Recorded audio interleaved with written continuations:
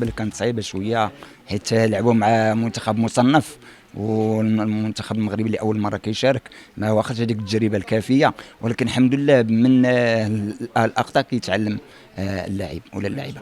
المشاركه الحمد لله شرفوا الكره العربيه المغربيه، ولاول مره كيشاركوا في هذا الانجاز ديال كاس العالم، في حد ذاته انجاز.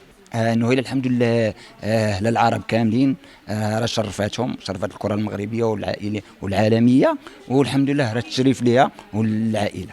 المشاركه ديال نهيله جات عن تعب من قبل، وكانت امنيه اللي من قبل لا بالنسبه للعائله ولا بالنسبه ليها. فاش شاركت في المنتخب المغربي كان واحد الشرف اللي كبير، وواحد الفرحه اللي كنا كنتسناوها بفارغ الصبر اننا الحمد لله نوصلوا ليها.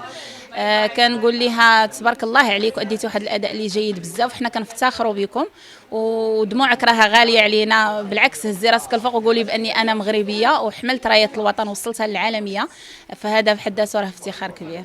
هذه نهيلة بن زينة كنت اكتشفتها في المدرسة. كنت عندي علاقة مزيانة مع الأساتذة ديال الرياضة، اللي كانت عندي علاقة معهم مزيانة، اللي ديما كانوا تيخبروني بأن كاينة واحد اللاعبة في واحد المدرسة معينة. مشيت للمدرسة واكتشفت نهيلة بن زينة تبارك الله. كانت من قبل تلعب الهوند، زائد كان عندها موهبه ديال الكره. مشيت لعندها وهضرت معها، والحمد لله ما كان عندها حتى مشكل باش تلتحق بالنادي القنيطري، والتحقت بالكاك نادي القنيطري. الحمد لله كانت وشاركت بالنسبه للمنتخب المدرسي اللي داو فيه عامين متتاليين بطولة المغرب. نهيلة بن زينة كانت تتلعب مدافعة، وعندها واحد الميزة اللي هي تتلعب تا وسط الميدان وتتساند حتى الهجوم، حتى مهاجمة يمكن لها تلعبها.